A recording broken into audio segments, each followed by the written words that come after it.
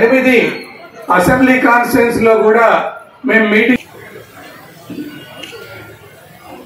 కావాలి అని చెప్పి ఇక్కడికి విచ్చేసినటువంటి అనేకమైన వాతావరణం ఆత్మకూరు నియోజకవర్గంలో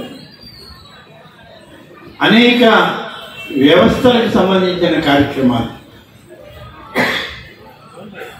మొదటగా మున్సిపాలిటీకి సంబంధించినటువంటి స్వచ్ఛాంధ్ర స్వచ్ఛ భారత్ కార్యక్రమంలో పాల్గొన్నాం. ప్రతి 3వ శనివారం గౌరవ ముఖ్యమంత్రి శ్రీ చంద్రబాబు నాయుడు గారు ప్రతి ఒక్కరికి ఇచ్చిన ఆదేశం ప్రతి 3వ శనివారం రోజు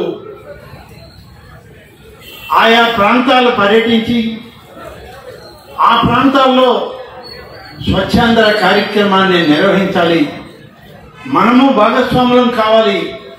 ఇది కేవలం అధికార యంత్రాంగం చేసే కార్యక్రమం కాదు, మనం కూడా చేసినప్పుడు అది స్వచ్ఛంద సంస్థలే కాకుండా స్వచ్ఛ సేవకులుగా మనం పనిచేయండి అని చెప్పి చంద్రబాబు నాయుడు గారు ఇచ్చిన పిలుపు మేరకు ఇవాళ మొత్తం ఆంధ్రప్రదేశ్లో స్వచ్ఛాంధ్ర స్వచ్ఛ భారత్ స్వర్ణాంధ్ర కార్యక్రమాలు నిర్వహించబడుతున్నాయి.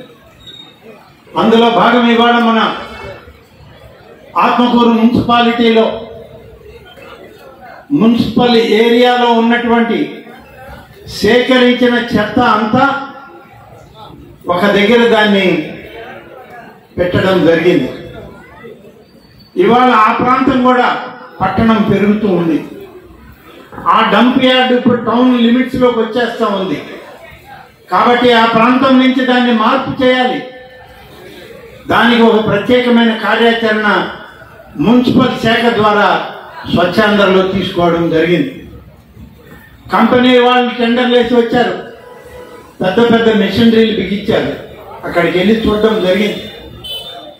మున్సిపల్లో అక్కడ సేకరించిన చెత్తని ఆ మిషన్లో వేస్తే 3 రకాలుగా అది విభజించబడుతూ ఉంది. ముందే ప్లాస్టిక్ని విభజించి ఒక ప్రాంతంలో పెడుతున్నారు.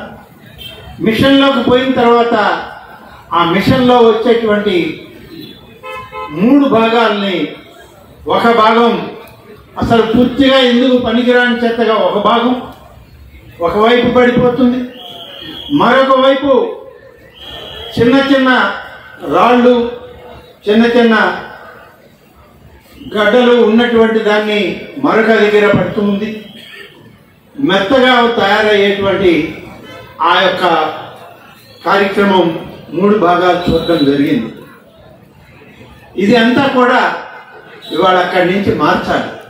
ఊరికినే మార్చడం ఎందుకు, ఎవరికైనా ఉపయోగపడే విధంగా దీన్ని మార్పు చేద్దామని రాష్ట్ర ప్రభుత్వం ఆలోచించి ఈ కార్యక్రమం చేపడితే అందులో వట్టి మట్టిగా వచ్చేదంతా కూడా ఇవాళ మన ఇసుక గ్రావెల్ లాగా మనకి ఎక్కడైనా సరే స్థలాలని పూడ్చాలి అని అంటే లెవలింగ్స్ చేసుకోవాలంటే ఆ మట్టి ఉపయోగపడుతుంది. లేదు ఇంకొంత గట్టి చేయాలి అని అంటే సన్న సన్న రాళ్లుగా వచ్చినటువంటి ఆ మట్టి ముందు